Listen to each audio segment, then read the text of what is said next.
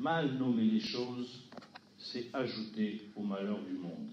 Donc, comme ce soir, nous allons prononcer des mots, des gros mots, islamisme, islamique, islamite, l'islam politique, l'islam religieux, le wahhabisme, les salafistes, les frères musulmans, il va falloir, dans un premier temps, bien définir chaque terme pour que l'on comprenne ensuite, quand tu emploies ce mot, qu'est-ce que ça veut dire, et surtout ensuite, dans les questions-réponses, qu'on ne perde pas un temps fou parce qu'on ne prend pas le bon mot, etc., alors qu'on est d'accord sur l'idée, et on perd 10 minutes, c'est uniquement pour se rendre compte qu'on voulait dire la même chose. Alors, commençons par le mot terrorisme, puisque c'est le terrorisme islamique.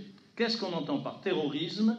Et donc là, je renvoie bien sûr au premier numéro où Frédéric Ancel a eu un très bon article justement où il explique la complexité de ce mot.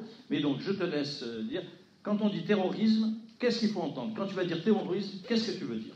Alors, il y a plusieurs strates dans le vocable, le mot, et c'est pour ça que Frédéric Ancel a effectivement fait cet excellent article pour essayer de rappeler le contexte et l'histoire aussi de ce mot.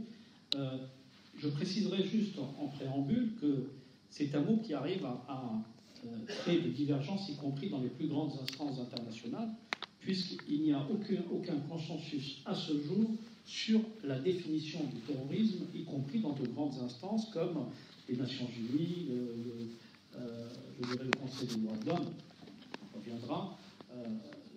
En tout état de cause, ce qui est admis, c'est que c'est l'utilisation de la terreur au service d'une idéologie politique. Dès le moment où on utilise une violence à partir je dirais, de gens ou de groupes ou de structures qui ne sont pas ce qu'on appelle communément, notamment en sciences politiques, détenteurs de la violence légitime, parce qu'il y a une violence légitime qui est admise dans des cas étatiques et très encadrés par des lois. Dès le moment où on utilise la violence, donc de manière illégitime, dans un cadre visant à asseoir la domination d'une idéologie ou de faire avancer des revendications politiques de quelque nature que ce soit, y compris les plus légitimes, ça c'est un point de vue, c'est-à-dire que la cause peut être légitime, mais le mode opératoire est, lui, totalement illégal. On peut avoir des revendications légitimes, cela ne veut pas dire pour autant, de mon point de vue encore une fois, que l'action, elle, est légitime. Il y a plusieurs exemples, on rentrera dans les détails si vous voulez, mais en tout cas, voilà la définition sur laquelle on peut... on va se servir de celle-là ce soir. Voilà. Parce que c'est celle qui fera le plus qui mettrait le plus de personnes d'accord. Alors maintenant, on va... islamiste, islamique, islamisme, islam politique, là, il faut débroussailler ça. Bon, islamique, c'est ce qui a trait à la religion musulmane. Alors, une religion, c'est effectivement... catholique, islamique, pareil. Ça devrait faire partie d'une foi, d'une croyance, donc qui appelle à quelque chose de très personnel, à de la spiritualité, etc. L'islamisme, c'est plus l'idéologisation de la religion. C'est-à-dire quand on rajoute généralement dans la langue française le suffixe isme, c'est pour asseoir une idéologie, communisme, socialisme, etc. Ou alors parfois, dans le cas des religions ou des croyances, pour désigner un extrémisme, un intégrisme.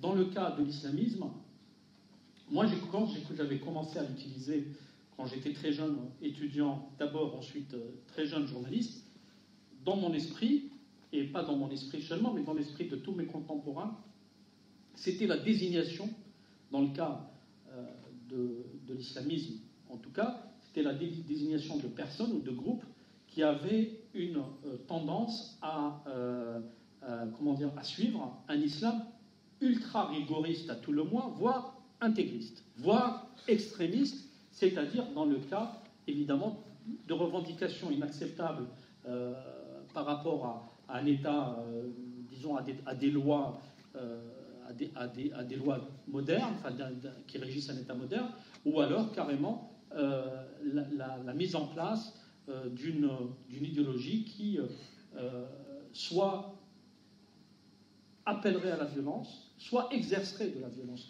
Donc le isme, c'est à la fois l'attitude, je dirais, et l'idéologisation ou la politisation de la religion dans le cas de l'islam. Islam politique, c'est évidemment l'utilisation de l'islam comme doctrine ou comme fonds de commerce politique. Alors on a commencé, ou tous les chercheurs ont commencé à désigner l'islam politique en parlant notamment de la confrérie des frères musulmans, qui est une confrérie née en 1928 au Caire, qui a été fondée par Hassan al-Banna, un instituteur égyptien.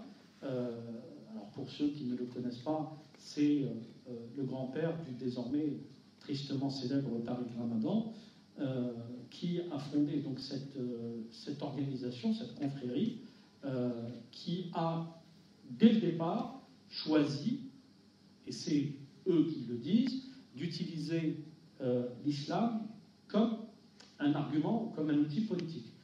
Eux le désignent, en tout cas désignent la religion comme étant un englobant, c'est-à-dire un élément qui doit être au centre de la vie de chaque musulman, puisqu'il s'adresse d'abord évidemment en priorité aux musulmans.